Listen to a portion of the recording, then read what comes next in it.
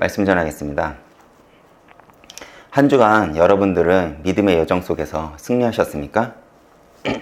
지난주 우리는 구원의 확신에 대해서 이제 우리는 함께 알아봤습니다. 그렇다면 우리가 구원의 확신을 얻는 방법은 무엇일까요? 바로 우리 앞에 주어진 십자가를 통과하는 것일 겁니다. 그리고 그러한 삶은 우리 삶 속에서 하나님의 흔적을 깊이 남길 것이죠. 사실 우리는 구원에 대한 확신을 지금까지 내 감정, 느낌, 어떤 내 확신, 자기 신념 등으로 가져가는 경우들이 종종 있었습니다. 그러나 우리가 지난주 말씀을 통해서 알 수 있는 것은 뭐냐면 우리의 구원의 확신은 그러한 자기 만족, 그러니까 자기 신념으로 가져가는 것이 아닌 우리의 삶 속에 우리가 하나님을 바라보며 버티며 그리고 하나님을 붙잡을 때 생기는 그 예수의 흔적을 통해서 우리는 비로소 구원의 확신을 얻을 수 있을 것입니다. 그렇게 지금 힘들고 낙심되는 일이 있어도 그것이 내가 주님을 바라보는 시간표요. 그것이 내 삶 속에 예수의 흔적을 남기는 과정이라고 생각을 한다면 우리는 넉넉히 버텨낼 수 있겠죠. 그리고 오늘은 지난주에 이어서 히브리서 6장에 관한 설교로 이어나가게 하겠습니다. 히브리서 6장 13절 이하는요, 하나님의 약속에 관한 내용입니다. 그리고 신약 성경에서 하나님의 약속을 설명할 때 빠지지 않고 나오는 한 인물이 있죠. 바로 아브라함입니다. 그렇다면 왜 아브라함은 신약을 기록한 그 저자들이 항상 하나님의 약속이라는 그 주제를 가지고 설명을 할 때 빠지지 않고 등장을 할까요? 하나님이 아브라함을 부르시고 아브라함에게 복을 주시면 이렇게 약속을 했습니다. 너를 통해서 내가 모든 족속에게 복을 흘리겠다. 하나님은 그렇게 작정을 하셨고 그렇기 때문에 아브라함은 예수를 믿는 모든 이들에게 믿음의 기준이 되기 때문에 그렇습니다. 창세기 12장을 함께 보겠습니다. 우리가 잘 알고 있듯이 창세기 12장 1절에서 3절은요. 하나님이 아브라함을 부르시면서 하신 약속이죠. 그 중에 2절만 제가 읽겠습니다. 내가 너로 큰 민족을 이루고 내게 복을 주어 내 이름을 창대하게 하리니 너는 복이 될지라. 아멘. 이 내용을 근거로 히브리서 기자는 히브리서를 읽고 있는 독자들에게 하나님의 약속이 되었음을 이야기하고 있습니다. 그리고 독자들은 그 내용을 이미 알고 있을 거예요. 왜 그러냐? 그들의 조상들이 포로 시기 때도 그리고 노예 시기 때도 붙잡았던 그 하나님의 언약은 무엇이냐? 아브라함에게 약속했던 그 언약이 성취가 됐지. 그것을 붙잡고 그들은 오진 그 역사를 버텨냈습니다. 동일하겠죠. 지금 로마의 속국이 되어 있고 혹은 지금 내가 예수를 믿는다고 내가 예수를 믿기에 지금 핍박을 받고 있고 탄압을 받고 있는 그들에게도 지금 이 문제는 동일하게 적용됩니다.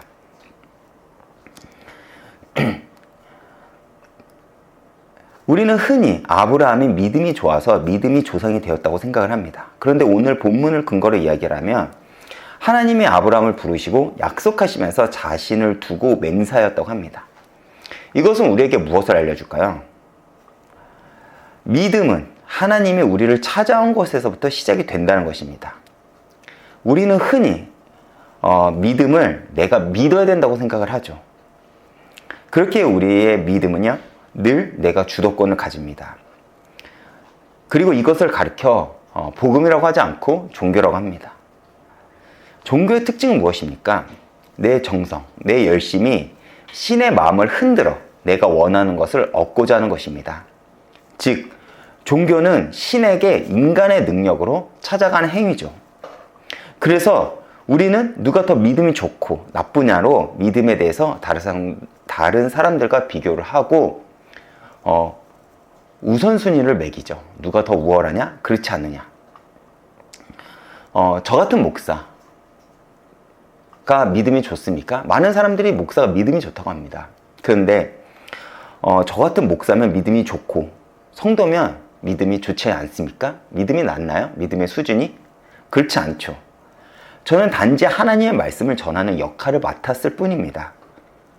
그러나 복음은 이와는 완전히 다르죠. 성경은 인간 스스로 하나님을 찾을 수도 만날 수도 없다고 전제를 합니다. 그런 인간이 어떻게 하나님을 만나고 믿을 수 있을까요? 성경은 하나님께서 찾아왔다고 이야기를 합니다. 이것이 복음의 시작이죠. 또한 오늘 본문의 하나님은 그런 우리들에게 복을 주시겠다고 당신께서 하신 그 약속을 당신 이름을 두고 맹세하셨다고 합니다. 그 이유도 성경에 나와 있죠. 하나님이 당신보다 더 큰 이가 없기에 당신의 이름을 두고 맹세하신 것입니다. 만약 하나님보다 더 크신 이가 있다면 크신 이를 두고 맹세를 했겠죠. 왜? 내가 이 약속을 어기는지 그렇지 않은지 당신께서 판단해 주시고, 내가 만약 어긴다면 당신께서 벌을 내려주세요. 그러한 의미이기 때문에 그렇습니다. 그러나 이 세상 그 어떤 것도 하나님보다 크신 이가 없기에 하나님은 자신의 이름을 두고 그것을 맹세하십니다. 그렇기에 우리가 하나님을 믿는다고 할 때 한 가지는 분명히 전제가 있죠. 무엇이냐? 믿음의 시작이 하나님이 되고, 더 나아가 하나님이 당신을 두고 맹세를 하셨다면 그 끝 역시 하나님께서 이끌어 가심을 우리가 알 수 있습니다. 그렇다면 우리는 한 가지 질문이 생깁니다. 하나님께서 시작도 하시면서 끝까지 이끄신다면 도대체 아브라함이 대단한 것은 무엇이냐는 것입니다. 아브라함이 어떤 대단한 믿음의 행위를 한 것이 아닙니다, 사실. 아브라함의 인생을 보면요, 우리가 생각할 때 답답한 모습들이 많죠. 저 상황에서 부인을 누이라고 속여? 혹은 저 상황에서 왜 저렇게밖에 행동을 못하지? 왜 기다리지 못하지? 라고 우리는 생각을 할 때가 있습니다. 맞죠? 아브라함은 믿음의 조상이라고 하기에는 그 인생을 살펴보면 너무나도 부족하고 어리숙한 부분들을 우리가 너무나도 많이 보게 됩니다. 그런데 아브라함이 대단한 것은 무엇이냐라고 하면 자기가 알지 못한 길을 하나님께서 인도하심으로 믿음의 길이 무엇인지를 자기 인생 가운데 드러냈다는 것이죠. 그것이 아브라함이 대단한 겁니다. 하나님은 우리의 연약함을 알아요. 연약함을 안다는 것은 무엇이냐라고 하면 하나님은 우리가 아브라함처럼 실수할 수 있다고 봅니다. 연약해서 우리의 그 연약함을 드러낼 때가 있죠. 그러나 아브라함처럼 내가 말씀을 믿고 내 과거를 잘라내고 떠난다면 그 과정을 하나님께서 기쁘게 여긴다는 것입니다. 아브라함이 자신의 인생 가운데 믿음의 길이 무엇인지 드러냈다는 그 방법은 무엇일까요? 아브라함의 인생을 끌고 간 것은 하나님이지만 그 과정은 사실 만만치 않았죠. 그러나 아브라함은 하나님의 약속을 기억하고 오랜 시간 동안 그 지루하고 막막한 상황을 참고 견뎠다는 것입니다. 이것을 하나님은 믿음으로 보신 것이죠. 그리고 하나님은 이런 아브라함의 모습을 앞으로 당신의 백성이 될 다음 세대들에게 믿음의 기준으로 삼으신 것입니다. 이렇게 보면 믿음이라는 것은 결국 기다림의 싸움인 것 같습니다. 내가 어떻게 하나님을 기다릴 수 있느냐. 아브라함처럼 때로는 우리가 연약해서 넘어질 수도 있죠. 그러나 아브라함처럼 우리가 여전히 하나님을 바라보고 하나님을 쫓는다면 하나님은 우리의 삶을, 우리의 그 믿음의 삶을요, 그 믿음으로 보신다는 것이죠. 그렇기 때문에 우리는 아브라함의 삶을 보고 배워야 됩니다.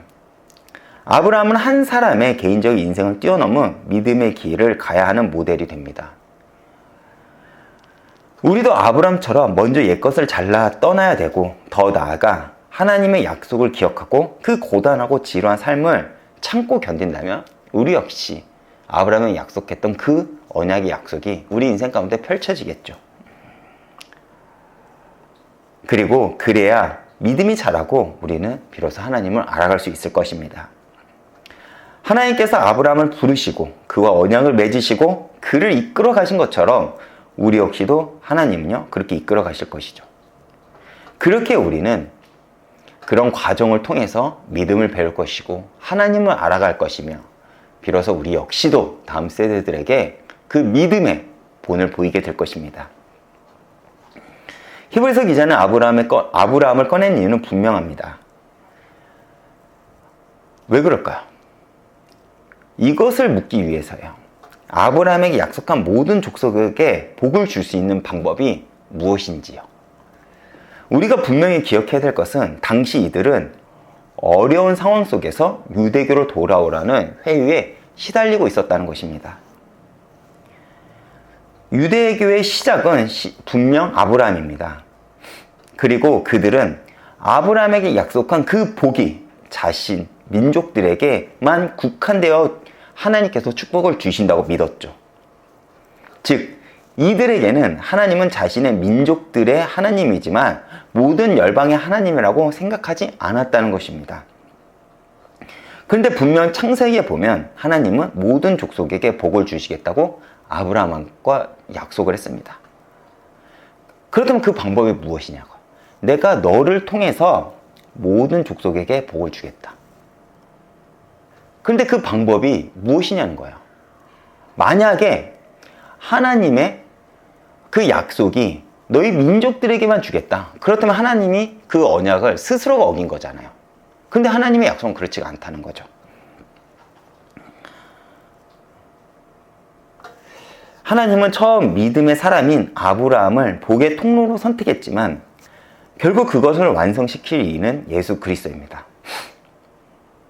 그렇게 히브리서 기자는 너희가 믿고 있는 이가 약속을 완성시키실 분임을 확증하기 위해서 아브라함을 이야기한 것이죠. 그리고 히브리서 6장 17절을 제가 한번 다시 읽겠습니다. 하나님은 약속을 기업으로 받는 자들에게 그 뜻이 변하지 아니함을 충분히 나타내시라고 그 일을 맹세로 보증하셨나니. 아멘. 여기서 약속을 기업으로 받는 자들은 누구를 가리킬까요? 결국 아브라함의 육신의 후손을 넘어 약속을 완성을 이루실 그 그리스도를 통해서 아브라함의 영적인 후손이 되는 모든 이들을 가리키는 것이죠. 쉽게 말해 예수 그리스도를 구주로 고백한 모든 성도들을 가리킨 것입니다.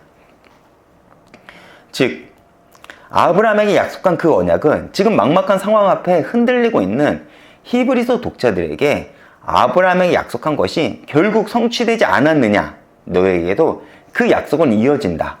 너희가 아브라함처럼 오래 참아 하나님의 약속을 반드시 받으라는 간곡한 저자의 울림으로 우리는 받아들여야 되겠죠. 더 나아가 이 말씀은 예수를 믿는 우리들에게도 지금도 여전히 하나님의 말씀을 믿고 참고 기다린 자에게 여전히 유효하다는 것을 우리에게 알려줍니다. 즉, 내가 지금도 그 하나님의 말씀을 붙잡고 버티며 기다리며 하나님을 바라본다면 아브라함에게 약속했던 그 언약이 지금 내 삶 속에서도 여전히 성취될 것이라는 하나님의 약속이 포함되어 있다는 것이죠. 그리고 히브리서 기자는 그 약속의 응답이 반드시 올 것이라는 걸 강조하기 위해 하나님이 직접 맹세하셨다는 것을 계속 언급하면서 흔들리지 말라고 이야기를 하는 것입니다. 제가 마태복음 21장 21절에서 22절을 한번 읽어보겠습니다. 예수께서 대답하여 이르시되 내가 진실로 진실로 너희에게 이르노니 만일 너희가 믿음이 있고 의심하지 아니하면 이 무화과나무에게 된 이런 일만 할 뿐이 아니라 이 산더러 들려 바다에 던지라 하여도 될 것이요 너희가 기도할 때 무엇이든지 믿고 구하는 것은 다 받으리라 하시니라. 아멘. 이 말씀은 무엇을 말하는 것일까요?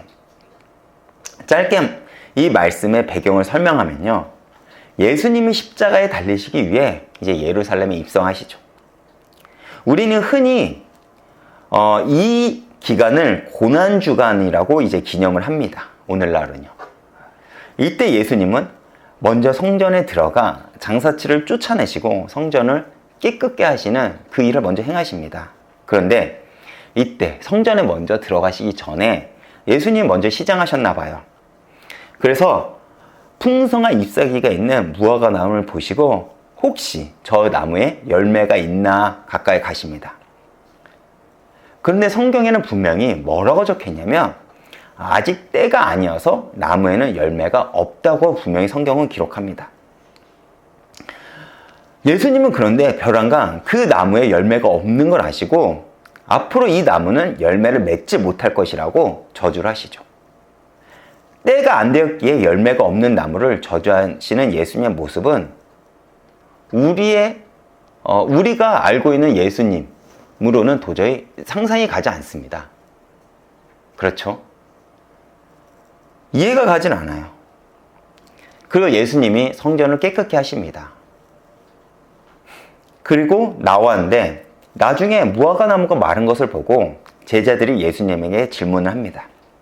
그때 예수님이 제자들의 질문에 대한 내용이 바로 방금 우리가 읽은 내용입니다. 그렇다면 예수님은 무엇을 알려주기 위해 무화과 나무를 저주하셨을까요? 무화과 나무는 당시 이스라엘을 가리킨 것입니다. 동시에 오늘날 예수를 믿는다고는 하지만 경건의 모양만 있고 경건의 능력이 없는 우리들을 가리키는 것이기도 하죠. 여러분, 바리새인들, 당시 유대인들, 혹은 현재 예수를 믿는다고는 하지만 경건의 모양만 있고 능력이 없는 이들이 믿는 것은 무엇일까요? 바로 외식입니다. 당시 유대인들이 중요하게 여긴 것은 사실 말씀이 아니죠. 바로 율법의 행위입니다. 그래서 그들이 중요하게 바라보는 것은 무엇이냐? 너가 누구랑 밥 먹었어? 언제 먹었어? 안식에 네가 일을 했어? 안 했어? 손을 씻었어? 안 씻었어? 기타 등등 이런 것들입니다. 하나님이 율법을 주신 그 본질적 의미를 생각한 것이 아니라 말씀의 그 겉모습만 쫓고 있던 자들이었죠. 사실 오늘날 우리들도 마찬가지 않습니까? 우리는 진리의 말씀을 쫓기보다는 보여지는 현상 혹은 익숙한 것들을 쫓아갑니다. 그런데 예수님은 그런 자들을 무화과 나무를 저주함으로 경고하시고 책망하시는 것이죠. 그런데 뒤이어 예수님은 전혀 다른 모습으로 다른 말씀을 우리에게 알려줍니다. 뒤이어 너희들이 기도할 때 믿고 구하면 다 받는다고 약속을 하시죠. 무엇을 믿고 구하는 것입니까? 무엇을 믿어야 되고 무엇을 구해야 되는 것일까요? 바로 내 바램, 내 원, 내 동기를 말하는 것이 아니라 하나님의 말씀입니다. 이스라엘이 책망받은 것은 그들은 말씀을 알았지만 그들이 붙잡은 것은 율법이었죠. 율법의 행위, 그 율법의 기준을 가지고 사람들을 정죄하고 판단하고, 율법을 주신 이유는 생명과 연결되었기 때문에 주셨는데 시간이 흘러 그들은 율법의 그 겉모습만 붙잡고 그 속에 있는 하나님의 마음은 놓쳐버린 것입니다. 여러분들은 말씀을 붙잡고 계십니까? 아니면 유대인들처럼 보여지는 것을만 붙잡고 계시나요? 여러분들이 하나님의 말씀을 믿고 기도하면 이루어집니다. 이것은 하나님께서 분명히 약속했기 때문에 반드시 성취가 됩니다. 그런데 중요한 건 무엇이냐? 어떻게 우리가 그 응답을 받느냐예요. 위에서도 말했지만 그 응답의 비밀은 바로 하나님의 말씀입니다. 그래서 우리는 말씀을 보는 것이고 듣는 것이고, 그리고 말씀이 선포되는 예배자의 자리에 나오는 것입니다. 다시 돌아가 하나님은 우리에게 그렇게 좋은 약속을 하신 이유에 대해서 18절에 이야기를 하십니다. 이는 하나님은 거짓말을 하실 수 없는 이는 두 가지 변할 못할 사실로 말미암아 앞에 있는 소망을 얻으려고 피난처를 찾은 우리에게 큰 안위를 받게 하심이라. 아멘. 하나님께서 거짓말을 하실 수 없는 두 가지란 변하지 못할 사실과 같은 말인데 바로 하나님의 약속과 하나님의 맹세죠. 좀 더 이것을 구체적으로 이야기를 하면 하나님 본인의 약속과 그 약속에 대한 보증으로서의 그 맹세입니다. 왜 그렇죠? 하나님은 거짓말을 할 수 없기 때문에 그렇습니다. 하나님의 약속은 그렇다면 무엇입니까? 주님께서 예비하신 그 처소에서 주님과 함께 영원한 생명을 누린다는 것이죠. 그래서 여기서 말한 소망을 얻으려고는 원문을 살려서 해석을 하면 너가 소망을 굳게 붙잡으려고 라는 그 뜻을 가지죠. 그렇다면 여기서 소망은 무엇을 가리킬까요? 바로 그리스도가 완성하신 구원을 가리킵니다. 그리고 큰 안위는 앞서 언급한 하나님이 맹세하여 오는 용기 혹은 위로를 가리키는 것이죠. 이것을 쉽게 풀어서 설명하면 우리는 죄로 인해 방황하던 인생이었습니다. 그런 절망적인 인생 가운데 하나님께서 찾아오셨죠. 그리고 우리에게 당신이 맹세하여 우리를 위로하시면서 한 가지 약속을 하십니다. 그것이 바로 죄로 인해 무너진 너를 내가 구원하겠다는 것입니다. 이 사실이 여러분을 믿어지십니까? 성도가 아무리 어려운 상황에 처했더라도 하나님의 약속이 성취될 것을 소망하고 그 약속을 하신 그 하나님에게 피난처이신 주님께로 가면 우리는 위로를 받습니다. 그렇다면 여기서 우리가 할 것은 무엇일까요? 하나님이 무너진 내 인생을 반드시 구원해 주실 것이라는 그 믿음을 가지는 것이죠. 어떻게요? 아브라함처럼 그 약속을 믿고 기다리는 것입니다. 그리고 그 과정은 우리가 위에서 얘기했듯이 그 막막한 현실 속에서 현실은 우리를 계속 흔들 것입니다. 왜 그렇죠? 세상은 계속해서 하나님과 반대편에 서 있는 그 방향으로 가기 때문에 그렇죠. 그래서 우리가 믿음이 없다면 계속 흔들릴 거예요. 그럴 때마다 우리나 해야 될 것이 무엇입니까? 더욱 하나님께서 약속하신 그 소망을 굳게 붙잡는 것입니다. 그리고 이거를 가르쳐 믿음이라고 하죠. 닷은 배가 어디에 정박할 때 조류에 떠내려가지 않도록 바닷물 아래로 내려 바닥에 걸리도록 하는 고정장치입니다. 그렇다면 영혼의 닷은 무엇입니까? 주님을 믿는 그리스도인이 세상의 풍파에 떠내려가지 않도록 주님과 연결되는 고정장치임을 가리키는 것이겠죠. 그리고 그것은 바로 구원을 향한 소망입니다. 여러분, 하나님이 나를 선택하시고 구원하셨다는 사실을 여러분들께서 기억하신다면 우리는 어떤 문제가 와도 방황을 하거나 방향을 잃지 않을 것입니다. 그리고 19절에 튼튼하고 견고한 휘장, 즉 주님께서 계신 그 지성소에 들어갈 수 있다고 성경은 기록을 하죠. 휘장 안에 들어간다는 것은 무엇을 의미할까요? 예수 그리스도를 통해서 하나님을 만난다는 것을 의미합니다. 여러분들은 하나님을 만나면 여러분은 무슨 얘기를 하고 싶으신가요? 그래서 예수님은 무엇이든지 믿고 기도하라는 것입니다. 당신께서 하나님 만나는 길이 될 테니 너는 하나님을 만나 너희 사정을 이야기하라는 것이죠. 우리가 하나님 만나서 엄청 거대한 꿈, 비전, 사명을 이야기할 것입니까? 그렇지 않죠. 그분을 만나면 우리는 위로를 받고 싶고 내가 하나님한테 나 주님 믿다가 이렇게 힘들게 살았습니다라는 하소연을 할 수 있습니다. 그거 하라는 거예요. 그 길을 주님께서 열어주셨다는 것입니다. 그렇기에 우리는 그 소망을 기대하며 오늘도 인내하며 기다리는 것이죠. 내가 하나님을 믿는데 그것만큼 좋은 게 있을까요? 나를 위로해 주시는 분한테 정말 내가 가까이 다가가는 것, 나에게 힘주시는 분한테 내가 가는 것, 주님께서는 그걸 우리에게 약속하신 것입니다. 결론입니다.